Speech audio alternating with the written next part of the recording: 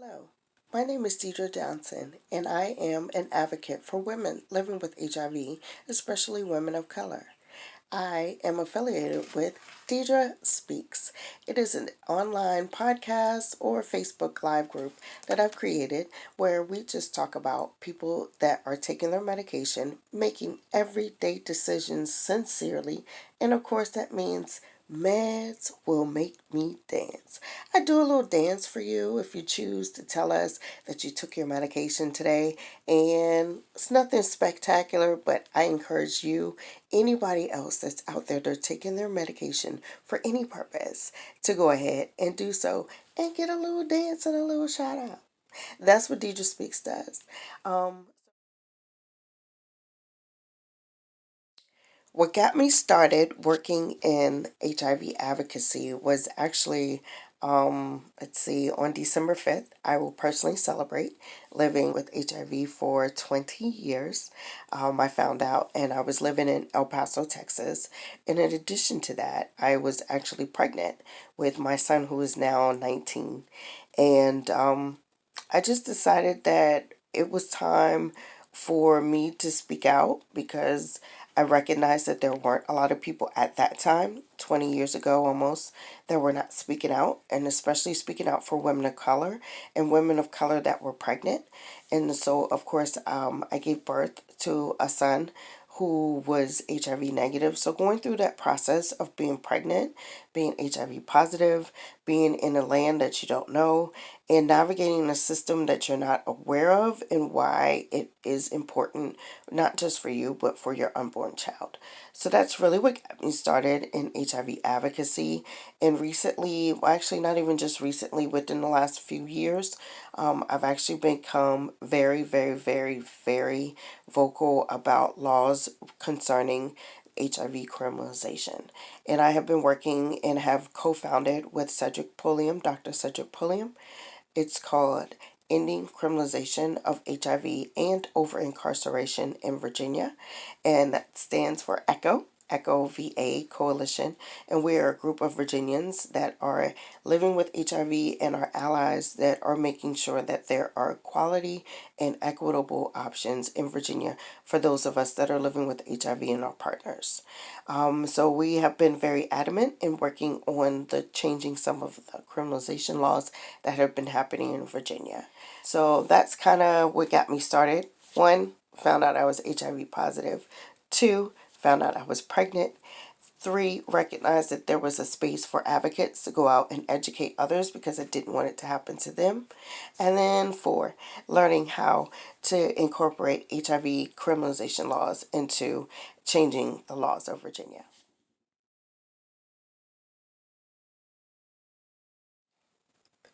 What I wanted to be as a kid.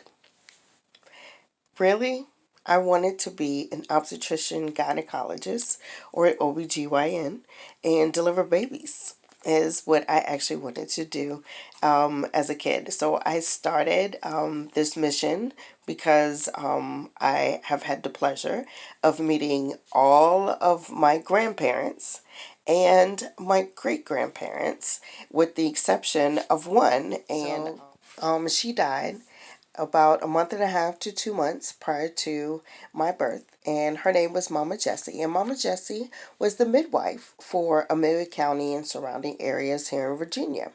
And so when I heard about the story and how she would deliver babies and just would just kind of save and would help people throughout her community and was just a blessing in her community. And as a child, I heard that story and I was like, how can I and what can I do to honor my family as well as be, I guess, on the trajectory for greatness in my own right, but just be able to serve a purpose with my community. And I decided that I wanted to be a gynecologist and deliver babies. So that's kind of what I wanted to do as a kid. And as I've grown older, my mom actually kind of gave me some insight and said, although you didn't become a doctor, like you're teaching and learning and doing all kinds of things with doctors and for doctors. So you're kind of teaching the doctors. So That's what I wanted to do as a kid. I wanted to be a gynecologist, an OBGYN, and deliver babies. And I guess that's why I have an affinity for babies. I love the babies. I love the kids. I love the kids. I love the kids. I love the kids. I only had two, but on some levels, I wish I had 50. And my goal in life was actually to have a rainbow tribe, like Dorothy Dandridge. And that was just something of my life. So that's what I wanted to do as a kid. One of my hobbies is making soap. I love, love, love, love to make soap, and I like to use natural ingredients that I find around my home. I actually grow my own spearmint and rosemary, lavender, and everything that I put into my soaps. And I recently have started to send out soaps to our first responders, to those that have been helping us on the front lines. And in addition to those that are living with HIV that are supporting us during this pandemic. So, what is my favorite snack and why? My favorite snack is, I'm going to show it both ways. Herbo Go Bears. These are my favorite snack in the whole wide world. Um, because I used to live in Germany back long time ago, when I was about 2 years old, as well as when I was about 9. And we would always wait, as we lived on post, and wait for the bread truck to actually come through, and they would sell gummy bears, and they would sell other kind of sweets. And one of the things that we actually did on the regular is we would sneak right around the corner to the gummy store, and it was an amazing place. Imagine a candy store on steroids that just only had gummy bears. And so it became one of my favorite snacks as a kid, and even as a grown up, my favorite snack. Um,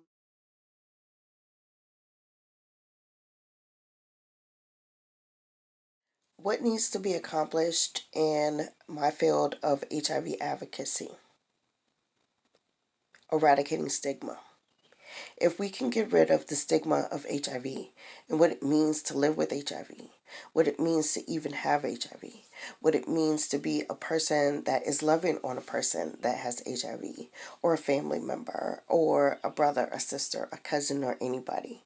If we can eradicate the stigma and let folks know that there are people like me that live with HIV, that live full quality lives, that do amazing things in our communities, that do amazing things in our organizations, that do amazing things in our lives, and not just for ourselves, but for you as well.